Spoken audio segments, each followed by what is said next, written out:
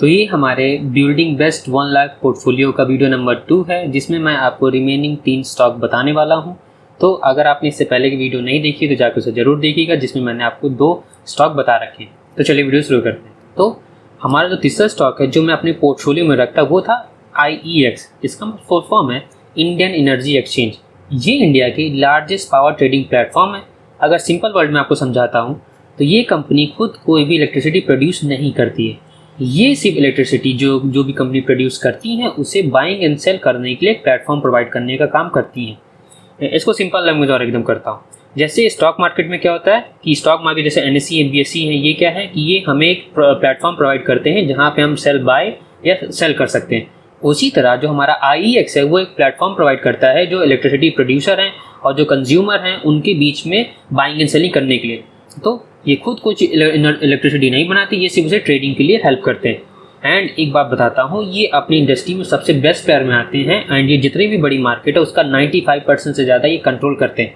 तो आप इसका अंदाजा ऐसे लगा सकते हो, मानिए अगर 100 यूनिट ऑफ इलेक्ट्रिसिटी ट्रेड होती है पूरे इंडिया में तो उसका 95% मतलब 95 यूनिट सिर्फ इनके प्लेटफॉर्म से होकर ट्रेड होती है। तो इससे आप खुद समझ सकते हो कि इनकी कितनी ज़्यादा मोनोपोली है।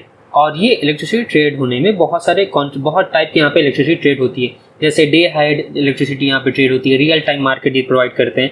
एंड ग्रीन एनर्जी ट्रेडिंग मतलब अगर आपको एक दिन पहले एनर्जी चाहिए तो उसके लिए भी आपको यहाँ पे ट्रेडिंग मिल जाएगा। आपको तुरंत अगर इलेक्ट्रिसिटी बाय करनी है तो भी सर्विस प्रोवाइड करते हैं। अगर आपको ग्रीन एनर्जी चाहिए मतलब ऐसी इलेक्ट्रिसिटी जो कि रिन्यूएबल वे से जनरेट करी गई हो वो चाहिए तो वो भी यहाँ पे मिल जाती है।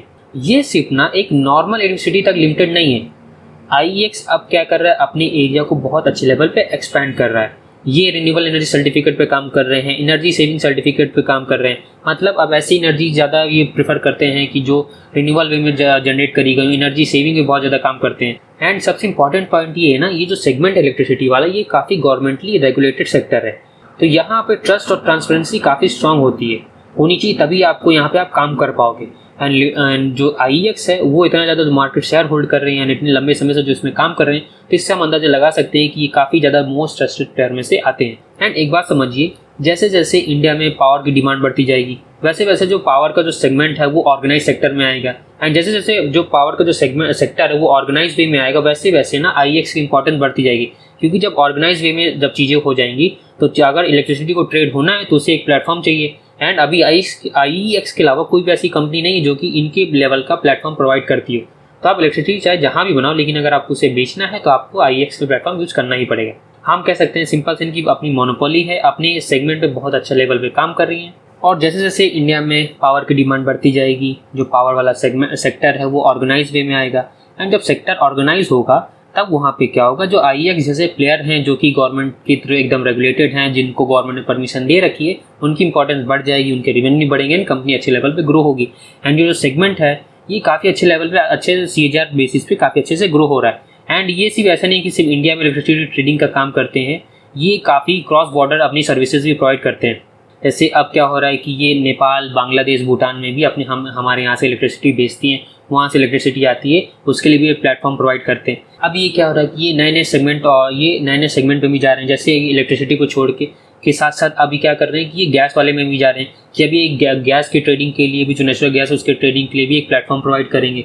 तो इससे हमें पता चलेगा कि कंपनी काफ़ी ज़्यादा ऑप्टिमिस्टिक अपने सेगमेंट को लेके और डिफरेंट सेक्टर में ग्रो कर रही है, जिससे वो अपना एरिया एक्सपैंड कर रहे हैं, जिससे उनकी ग्रोथ बढ़ सके। ये हमारे जैसे इन्वेस्टर्स के लिए काफ़ी ज़्यादा पॉजिटिव सिग्नल होता है, क्योंकि हमारे लिए सबसे इंपॉर्टेंट क्या है कि कंपनी को अपने बिजनेस पे भरोसा होना चाहिए, अपने बिजनेस पे वो अच्छे खासे लेवल पे पॉजिटिव हो, अच्छा खासा ग्रोथ करने का दम रखती हो। तो यहाँ पे मुझे सारे पॉइंट दिखते हैं कि IEX बहुत अच्छे लेवल पे ग्रो कर रही है। सबसे अच्छा इंपॉर्टेंट पॉइंट है कि मोनोपोली मेंटेन करते हैं, इनसे अच्छा प्लेयर अभी मार्केट में कोई नहीं है। तो इस वजह से मुझे ऐसा लगता है कि IEX में अगर हमें एनर्जी लेवल पर अगर कुछ भी बेट लेनी है तो IEX को जरूर हमें बेट ले सकते हैं। हमारा जो चौथा स्टॉक है जो मुझे लगता है अपने पोर्टफोलियो हमें जरूर रखना चाहिए, जो कि मैं मॉडल पोर्टफोलियो में जरूर रखता अगर मैं 1 लाख रुपए इन्वेस्टमेंट करता, वो है SG इंफ्रा इंजीनियरिंग। ये मेरे लिए कंस्ट्रक्शन कंपनी है। सिंपल सा, ये रोड, हाईवेज और ब्रिजेस बनाने का काम करते हैं। मतलब जब गवर्नमेंट नए हाईवेज बनाती है या नए इंफ्रास्ट्रक्चर प्रोजेक्ट को अनाउंस करती है तो जो SG इंफ्रा जैसी कंपनीज को ये प्रोजेक्ट मिलते हैं एग्जीक्यूट करने के लिए। अनाउंस तो गवर्नमेंट ने कर दे कि हाँ हमको यहाँ पे 100 ब्रिजेस बनाने हैं, हमको इतनी लंबी रोड बनानी है, तो अब गवर्नमेंट खुद तो आगे यहाँ पे काम करेगी नहीं, वो कुछ कंपनीज ढूंढेगी जो कि इसमें काम करती हैं एंड सबसे अच्छे प्लेयर को ही वहाँ पे काम देंगे। तो उसमें ही हमारी SG इंफ्रा कंपनी आती है। ये कंपनी का मेन काम क्या है, ये इंजीनियरिंग, प्रोक्योरमेंट एंड कंस्ट्रक्शन का काम करते हैं। ये पूरा चीज़ डिज़ाइन करते हैं, उस सामान जहाँ जितना भी इनको सामान होता है वो खुद लाते हैं और उसके बाद उस चीज़ से उसका कंस्ट्रक्शन करते हैं। तो ये इनको बस क्या होता है कि इनको मैं सरकार क्या होती है, मेन पैसे देती है कि आप हम आप इतने पैसे दे रहे हैं, आपको हमारे लिए काम करना है, बाकी सारा काम ये खुद देखती है। इसमें फिर गवर्नमेंट कुछ नहीं कर सकती।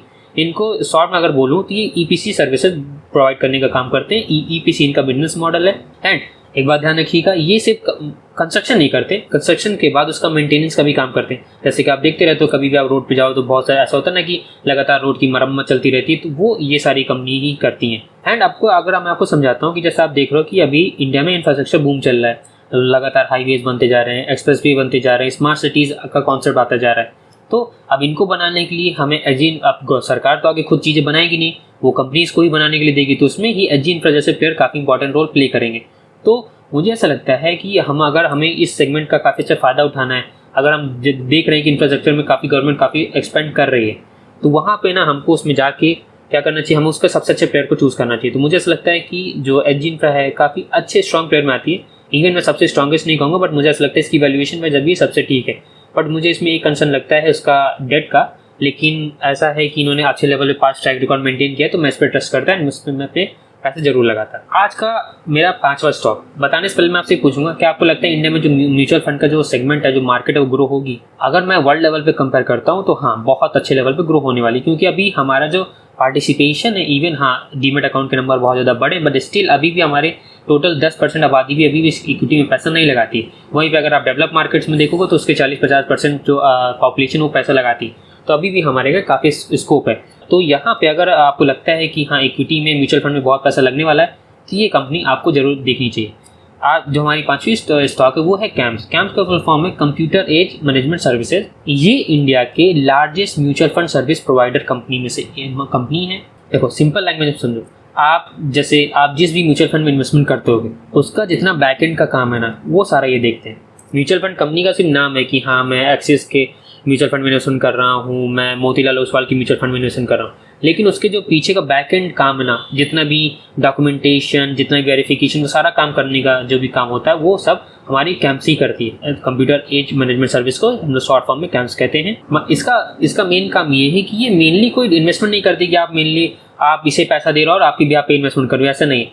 आप तो पैसा म्यूचुअल फंड कंपनी को ही दे रहे हो, लेकिन उस म्यूचुअल फंड कंपनी को जो भी इन्वेस्टमेंट करने का जो भी प्रोसेस होता है, उसमें जो इतना हेल्प करती है वो कैम्स होती है। एंड जो हमारी कैम्स है, ये सबसे इम्पॉर्टेंट मार्केट प्लेयर में से एक है, क्योंकि ये जितना भी मार्केट है उसका 60% से ज़्यादा ही खुद कंट्रोल करते हैं। अब मानिए दिन में अगर पर मंथ 1 करोड़ ट्रांजेक्शंस होती हैं, ठीक है, SIP जाती है, तो उसमें से 60% मतलब 60 लाख से ज़्यादा जो उसकी ट्रांजेक्शन जो प्रोसेस किया होगा वो कैम्प्स ने ही किया होगा, ये फैक्ट है। तो ये क्या काम करती है, ये ट्रांजेक्शन प्रोसेस का काम करती हैं, इन्वेस्टर्स के रिकॉर्ड मेंटेन करती हैं, KYC करती हैं, अकाउंट सर्विसेज प्रोवाइड करती हैं, डिजिटल प्लेटफॉर्म प्रोवाइड करती हैं म्यूचुअल फंड कंपनीज को। एंड ये सिर्फ ना इस म्यूचुअल फंड तक लिमिटेड नहीं है। अब कैम्प्स क्या कर रही है, ये अपने आप को अपना एरिया और धीरे धीरे बढ़ा रही है। अब ये वेल्थ मैनेजमेंट में आ रहे हैं, NPS पेंशन सिस्टम को भी लाने का काम कर रहे हैं, अकाउंट एग्रीगेटर ला दिए हैं। जैसे आप देख रहे हो कि अब हम अपने जो बहुत सारी होल्डिंग उसे एक जगह दे सकते हैं, वो लाने का काम हमारी कैम्प्स ही कर रही है।